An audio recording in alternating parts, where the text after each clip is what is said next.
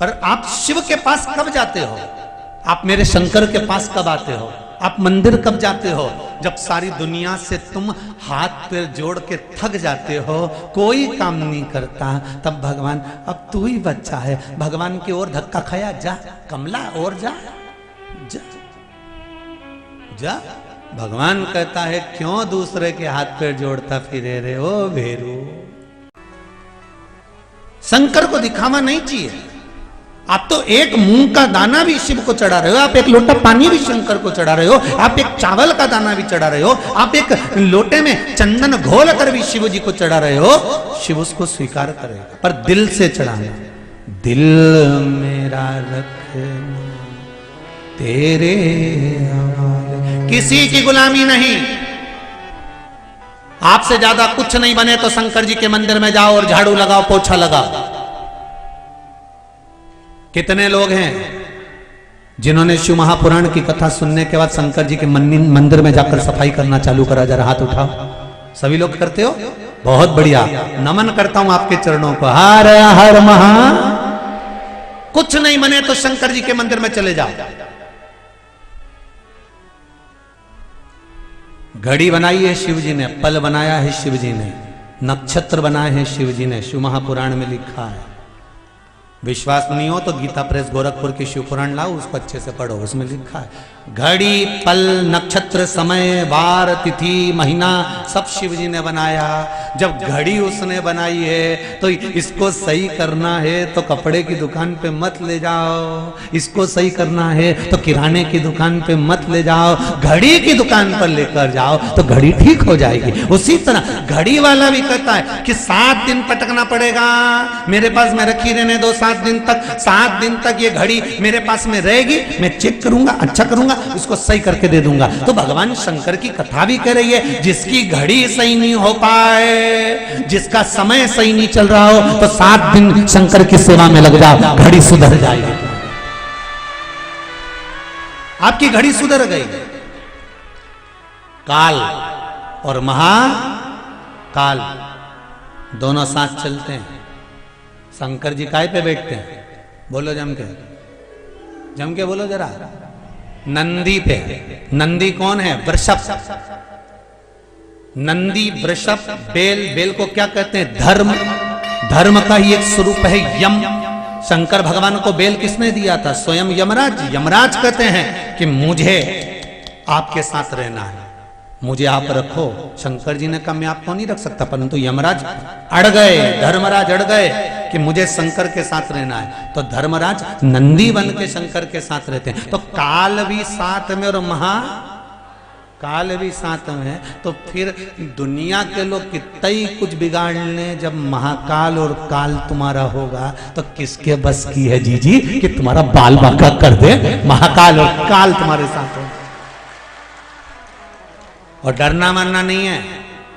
वो मालवा के संत श्री नागर जी महाराज कहते हैं ना, मेरो क्या तो करेगो। जरा गाओ ना, थोड़ा सा लाइन गाओ जरा। मेरो क्या तो करेगो यमराज, जब गुरु मेरो समरथ समरथ है, गुरु अमरथ है। मेरो क्या तो करेगो यमराज, हे गुरु मेरो समरथ। आए यम,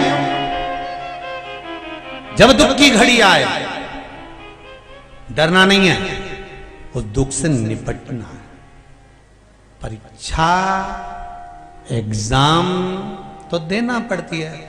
जिस बच्चे को आगे बढ़ना है उसको परीक्षा देना पड़ेगी। और जन्म लेने के बाद जब तुम स्कूल जाना चालू कर दोगे तब से परीक्षा देना पड़ेगी। चाहे नर्सरी में पढ़ लो, पहली में पढ़ लो, दूसरी में पढ़ लो, तीसरी में पढ़ लो, फाइनल में पहुंच जाओ। तुम्हें जहां तक अगर उन्नति की सीढ़ी पर चढ़ना है तो परीक्षा देना पड़ेगी। कभी त्रैमासिक, कभी 6 मासिक, कभी 12 मासिक। अभी परीक्षा पूरी हुई होंगी, किसी की 12 मासिक परीक्षा चल रही होगी, किसी की बोर्ड की चल रही होगी। परीक्षा तो देना पड़ेगी। उसी तरह मनुष्य का यदि शरीर मिला है तो जीवन में थोड़ा ना थोड़ा कष्ट तो सहन करना पड़ेगा, पर रोना मत, घबराना नहीं। परीक्षा में पास होना है और इतना याद रखना, उत्तीर्ण तो होके मानो।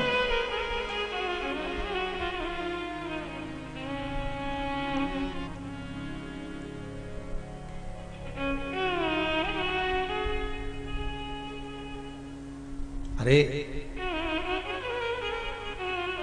आज सवेरे बेटमा में हम लोग ठहरे हुए हैं, तो बेटमा में भी पहले लगभग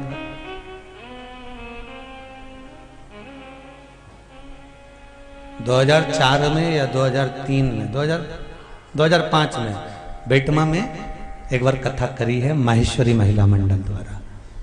तो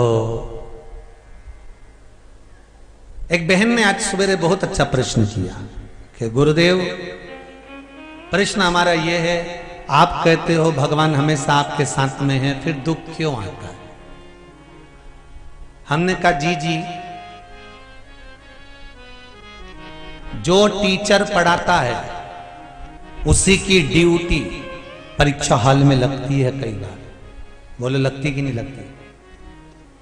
जो टीचर पढ़ाता है उसकी ड्यूटी परीक्षा हॉल में लगती है, और बेटे के सिर पे पसीना आता है लिखते लिखते। टीचर परिचित है, बच्चा खुश होता है कि टीचर है, पर टीचर उसको नकल कराता है क्या? जम के बोलो, नहीं। टीचर क्या कहता है? उस समय पर बोलता कुछ नहीं है, पेपर सामने है, कॉपी सामने है, लिखे जाओ।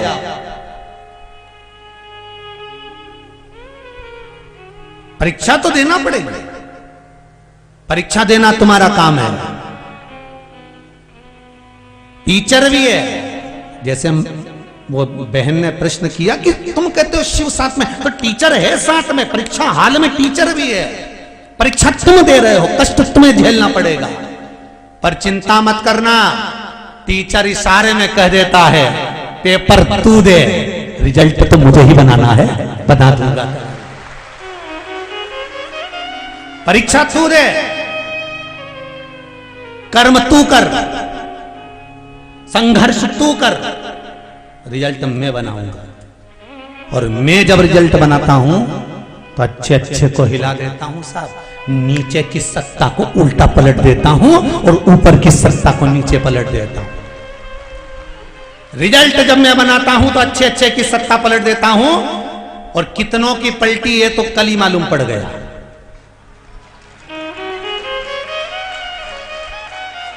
कब नीचे ऊपर कर दो इसका मुझे कोई भान नहीं होता, बस रिजल्ट मैं बनाता हूं, तू अपना कर्म किए जा, कर्म में पीछे मत हटना, कर्म करते रहना, और जितना जितना तू कर्म करेगा उतना उतना फल तेरी जिंदगी में मिलता रहेगा। फिर निवेदन है, मत बुरे कर्म कर बंदे वरना पछताएगा, भगवान की आंखों से तू बच नहीं पाएगा, तू बच नहीं पाएगा। अरे ओ अज्ञानी मत करना, क्यों करे बेकार?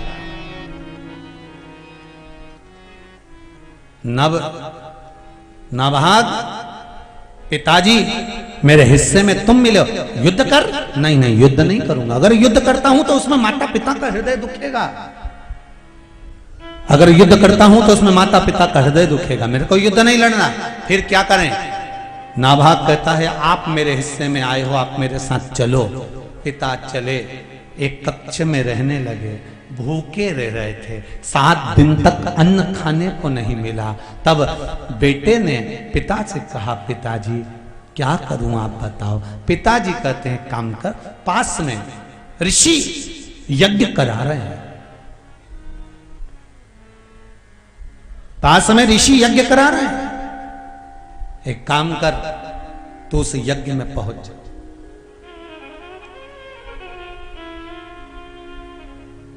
क्या करूं उस यज्ञ में जाकर? लो, गांव में, नगर में, शहर में, थोड़ी दूरी पर भी अगर कोई अच्छा काम हो रहा हो, सत्कर्म हो रहा हो, कोई अच्छा कार्य हो रहा हो, यज्ञ, कथा, अनुष्ठान, मंदिर निर्माण, पूजन, पाठ, कुछ भी अच्छा काम हो रहा हो, अगर कुछ नहीं बने तो वहां जाकर सेवा देना चालू कर देना चाहिए, भाग्य चमकना प्रारंभ। ये बात पंडित प्रदीप मिश्रा नहीं कह रहा है, ये बात शिव महापुराण का कृष्ण दर्शन स्वरूप कह रहा है। शंकर जी का एक नाम है कृष्ण दर्शन, शिव महापुराण का ये सुंदर वर्णन कर रहा है। नहीं तो आप कहो कि गुरुजी का इसमें लालच होगा, गुरुजी कह रहे होंगे कि सेवा करने जाओ, कहीं कथा हो, सत्संग हो, यज्ञ हो, तो वहां जाकर सेवा करो। ये कृष्ण दर्शन शिव महापुराण की कथा में वर्णन किया गया। भगवान शंकर का एक नाम है कृष्ण दर्शन।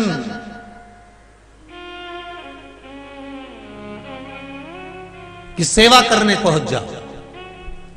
तो नाभाग ने कहा कहां वहां जाकर करूंगा क्या, बस सेवा करो।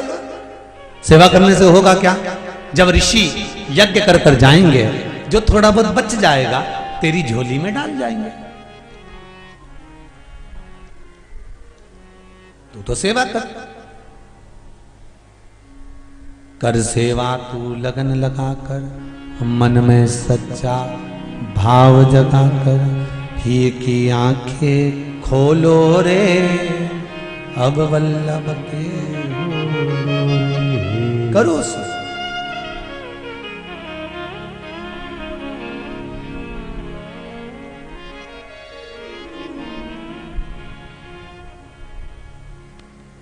बस दिल से सेवा में लग जाओ।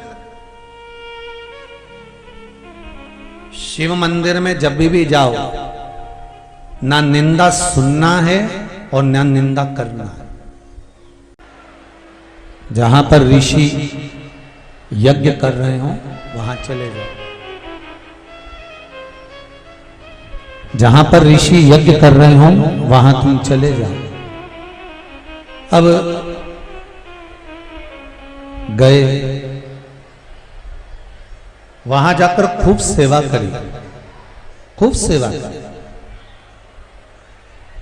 और जो सेवा करना प्रारंभ करा, एक निवेदन आप सबसे, आप भी ध्यान रखिए जीवन में कि कहीं मौका मिल जाए दान करने का, पुण्य करने का, सत्कर्म करने का, भजन करने का, कीर्तन करने का, मंत्र जाप करने का, नाम जाप करने का, या कहीं सेवा करने का यदि मौका मिल जाए तो उसको छोड़ना नहीं है। श्री, सब बोलो, साथ में बोलो, श्री शिवाय नमस्तुभ्यम। मौका मिले सेवा करने का करो।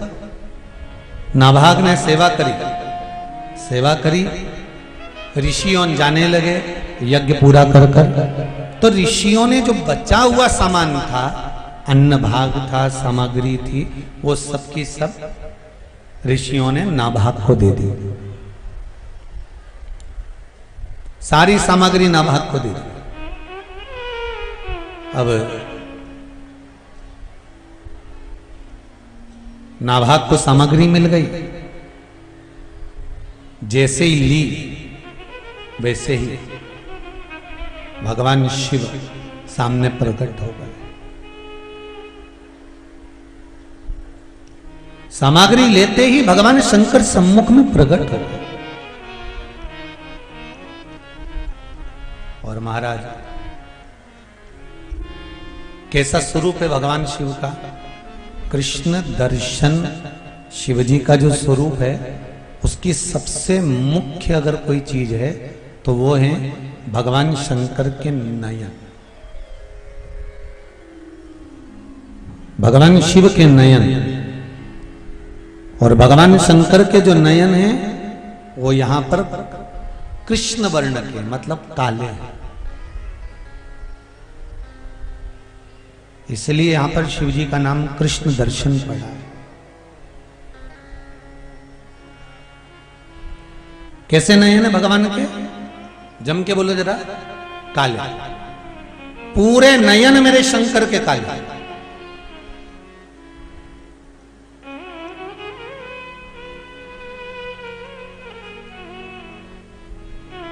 शिवजी ने कहा रुको नाभाग, ये ऋषियों ने जो सामान तुमको दिया है मालूम है किसका है? नाभाग ने कहा प्रभु मैं तो जानता नहीं, पर ऋषियों ने यज्ञ पूर्ण होने के बाद जो बच्चा था वो मुझे प्रदान किया।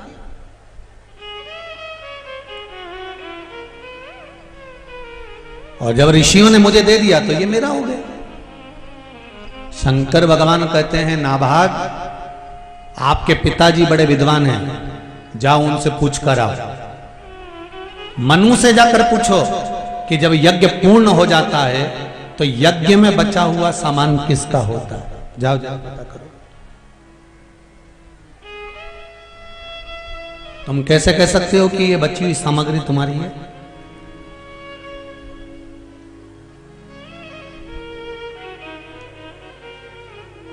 जाओ जरा मालूम करो। और नाभाग शिव जी का वो स्वरूप जो देखा था, बड़ी सुंदर जटा थी, गले में रुद्राक्ष की माला थी, हाथों में रुद्राक्ष थे, कमर पर एक सुंदर बागंबर बंधा हुआ था और गले में सुंदर रुद्राक्ष की माला, कानों में कर्णफूल में रुद्राक्ष थे, त्रिपुंड खिंचा हुआ था, नयन मेरे शंकर के काले थे, कृष्ण दर्शन स्वरूप भगवान वहां खड़े थे। और नाभाग को भेज दिया, जाओ जरा पता करो तुम्हारे पिताजी से कि यज्ञ में बचा हुआ सामान पर हक किसका होता। जाओ जरा पता करो।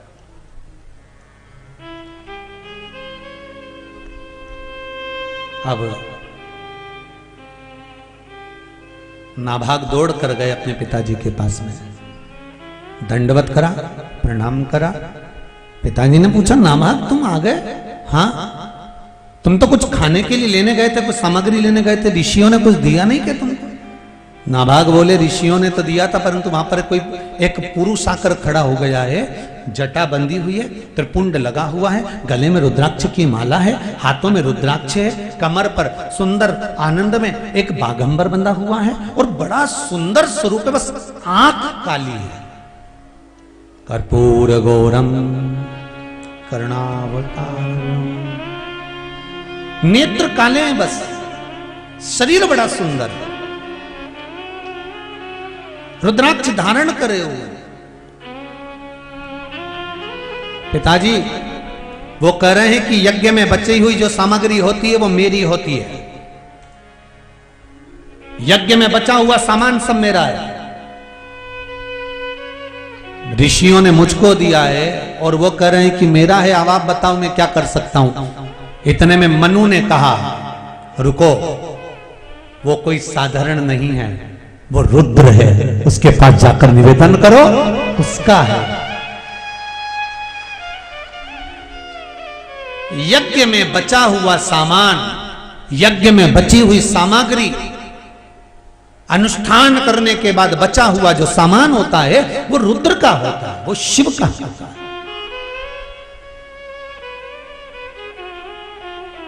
वो शंकर का।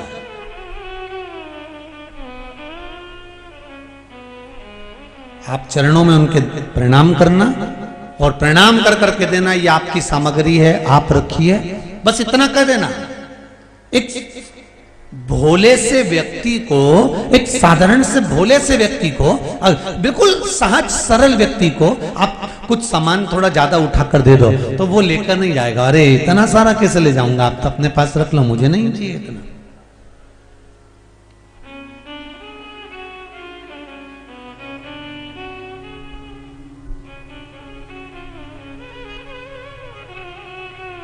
भोले से व्यक्ति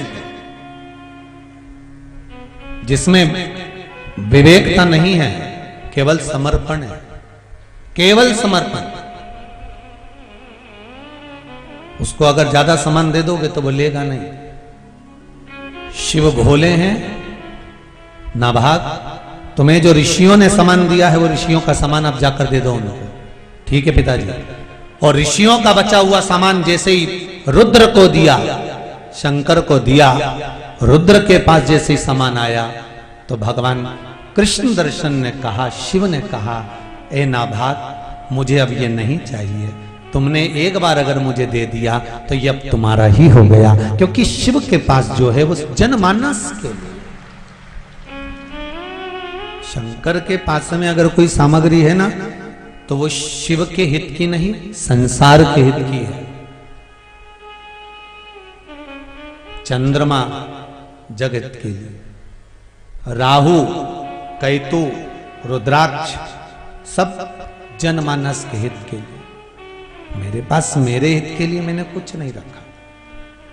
मेरे पास मेरे हित के लिए तो शिव कहते हैं केवल एक नाम भारी है, और वो है 2 अक्षर का नाम राम। क्या नाम है? राम। वो मेरे लिए भारी है, बाकी का ये सब चीजें मेरे पास किसी काम की नहीं, आप ले जाओ। जब सती माता के साथ में भगवान शंकर का जब विवाह हुआ था ना, तो सती मैया के साथ में जब बाबा भोलेनाथ जी का विवाह हुआ और सती मैया को विवाह कर कर शंकर भगवान जब कुंभज ऋषि की कथा सुनाने के लिए लेकर गए, तब सती ने भगवान शंकर से 5 बार कहा था कि भोलेनाथ, मैंने इतना सुंदर श्रृंगार धारण करा है, तो आप भी कुछ श्रृंगार धारण कर लीजिए।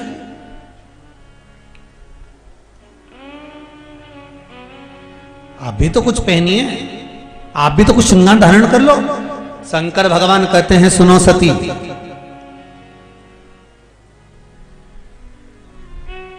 मनुष्य का जन्म और मृत्यु, ये 2 स्नान मनुष्य के दूसरे ही कराते हैं, मनुष्य खुद कभी नहीं कर पाता। कौन से स्नान? जम के बोले जरा। एक जन्म का स्नान और एक मृत्यु का स्नान। शिव कह रहे हैं सती से, सती, व्यक्ति के जीवन के 2 स्नान व्यक्ति कभी अपने हाथों से नहीं कर पाता। एक जन्म का स्नान और दूसरा मृत्यु का स्नान, दूसरे ही करा। शंकर कहते हैं, सती, ए सती, मैं शिव हूं और मेरा निवास शमशान में है। मेरा निवास शमशान में है सती। जिस भूमि पर व्यक्ति खुद श्रृंगार कर कर नहीं आता, उस भूमि पर मैं निवास करता हूं। मेरा निवास उस भूमि पर है जहां खुद व्यक्ति श्रृंगार कर कर नहीं आता। तो सती, मैं जब जनमानस के लिए हूं तो मैं अपना श्रृंगार क्यों करूं? मेरा श्रृंगार करने वाले इस संसार में बहुत पड़े हैं। मेरा श्रृंगार 1 लोटा जल, 1 बेलपत्र है। मेरा श्रृंगार 1 लोटा जल और 1 बेलपत्र मेरा श्रृंगार है। इससे ज्यादा मेरा श्रृंगार कुछ भी नहीं।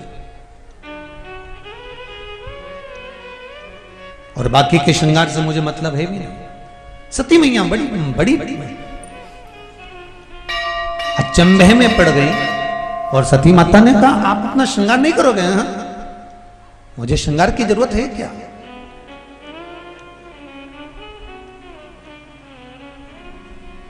सहज है मैं। नमामि शमीशा निर्माण रूपम विभुं भगवान शिव।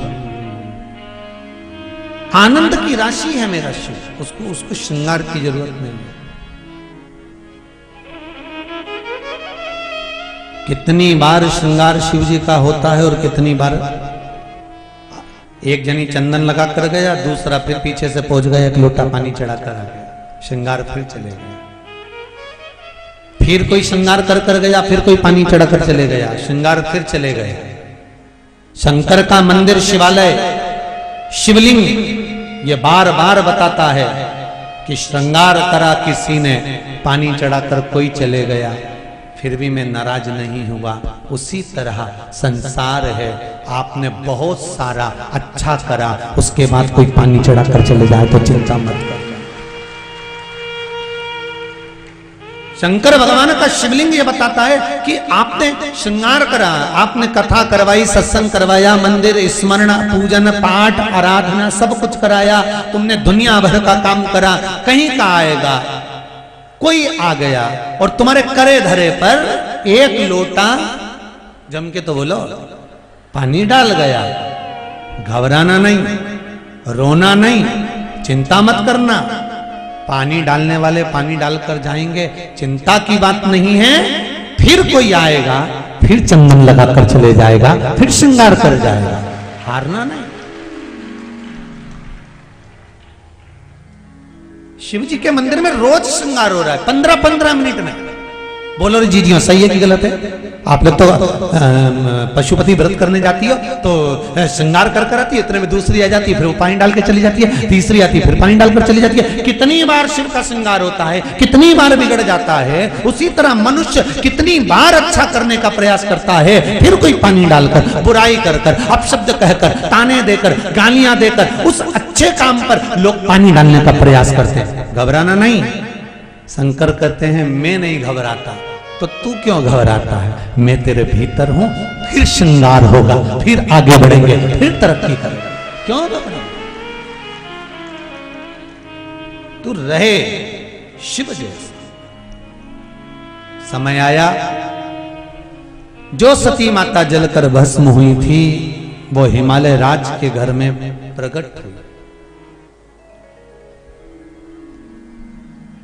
और मेनावती के गर्भ से प्रकटी है। मेनावती के गर्भ से। मेना, धन्या और कला, ये 3 पितरों की बेटियां हैं। पितृलोक में रहती थी। एक बार सनत कुमार बैठकर तप कर रहे थे, पितरों की 3 बेटियां निकल कर गईं और इतने में जैसे ही पितरों की बेटियां निकल कर जाती हैं तो मेना के लहंगा जो था, जो लहंगा मेना पहनी हुई थी, उस लहंगे से सनत कुमार की जंघा पर चोट लग जाती है। थोड़ी देर बाद धन्या निकल कर जाती है, धन्या के लहंगे से फिर चोट लग गई। फिर कला निकल कर गई, कला के लहंगे से फिर चोट लग गई। शिव महापुराण की कथा कहती है, अगर कोई सत्संग कर रहा हो, भजन कर रहा हो, कथा सुन रहा हो, स्मरण कर रहा हो, संकीर्तन कर रहा हो, मंत्र जाप कर रहा हो, नाम जाप कर रहा हो, तो प्रयास करना अपने शरीर के द्वारा या अपने द्वारा उसके शरीर को कुछ कष्ट ना हो, उसके शरीर को कष्ट ना हो। सनत कुमार को क्रोध आ गया और सनत कुमार ने कहा, ए मेना, धन्या, कला, तुम पितरों की 3-3 बेटियां और तुम्हें विवेक नहीं है। ये तुमने अच्छा नहीं करा मेना, धन्या, कला। सनत कुमार कहते हैं तुमने एक संत के शरीर पर चोट पहुंचाई है, हम आपको श्राप देते हैं, तुम पितृलोक को छोड़कर मृत्यु लोक में जाओ। तीनों की आंखों में से आंसू बहने लगे। मेना, धन्या, कला रोने लगी। हमें आप श्राप दे रहे हैं कि हम पितृलोक से नीचे मृत्यु लोक में जाएंगे। सारी दुनिया का सबसे सुंदर लोक होता है पितृलोक। कौन सा लोक है? जम के बोलो जरा।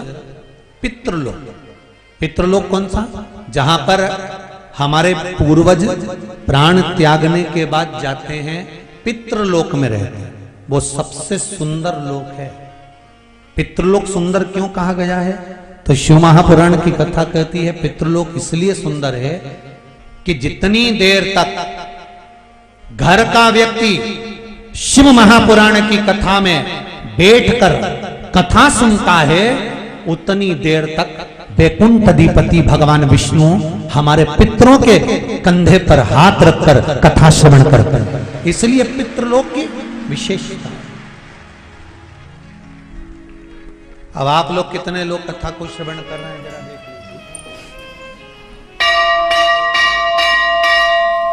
जितने लोग कथा सुन रहे हो ना, जितने भी लोग कथा श्रवण कर रहे हो, आपके जो पितृ हैं, आपके जो पूर्वज हैं, आपके पितरों के कंधे पर स्वयं भगवान नारायण हस्त कमल रखकर, जैसे आप कथा सुन रहे हो ऐसे ही आपके पूर्वज भी भगवान विष्णु का हस्त कमल रखकर शिव महापुराण की कथा को पूर्ण श्रवण करते हैं। इसलिए पितृलोक की महत्वता श्रेष्ठ है। बंद हो गए बक्से। इसलिए पितृलोक की श्रेष्ठता हमारे यहां शास्त्र करता है। हम आपको श्राप देते हैं कि तुम पितृलोक छोड़कर यहां मृत्यु लोक में आओ। मृत्यु लोक में चरणों में गिर गई, आप क्षमा करिए, कुछ कृपा कर दीजिए, कुछ क्षमा कर दीजिए, कुछ दया कर दीजिए। तब सनत कुमार ने कहा चिंता मत करो, जब मृत्यु लोक में आप आओगी तब मृत्यु लोक में तुम तीनों की गोद में 3 देवियां खेलेंगी जो संपूर्ण विश्व का कल्याण करेंगी। मैना की गोद में पार्वती धन्या सुनैना बनेगी, जिसकी गोद में सीता खेलेगी। कला कीर्ति बनेगी, जिसकी गोद में राधा जी खेलेंगी, जो संपूर्ण विश्व का कल्याण करेंगी। तुम तीनों की गोद में 3 देवियां खेलेंगी। और वही मैनावती की गोद में माता पार्वती जी खेल रही हैं। मैनावती की देव ऋषि नारद जी ने कह दिया, इसका भाग्य का वर्णन कर दिया। इसको जो पति मिलेगा, भस्मी रमाने वाला, जटाजूट बांधने वाला, मृगछाला लपेटने वाला। पार्वती जी की माता जी ने सोच लिया विवाह नहीं करूंगी, पर ज्ञान प्राप्त हो गया था बचपन में, और बचपन का ज्ञान प्रबल ज्ञान होता है महाराज। पार्वती जी ने मन में विचार कर लिया था कि मैं अगर वरूंगी तो शिव को वरूंगी, इसके सिवा मैं किसी को नहीं वरूंगी, शंकर ही मेरे पति। खूब तप करा, खूब साधना करी, खूब करा, और तप और साधना का फल क्या हुआ कि शिव पार्वती के लिए तप साधना के बल पर उनको परीक्षा लेने के लिए जाने लगे। कामदेव को भस्म किया।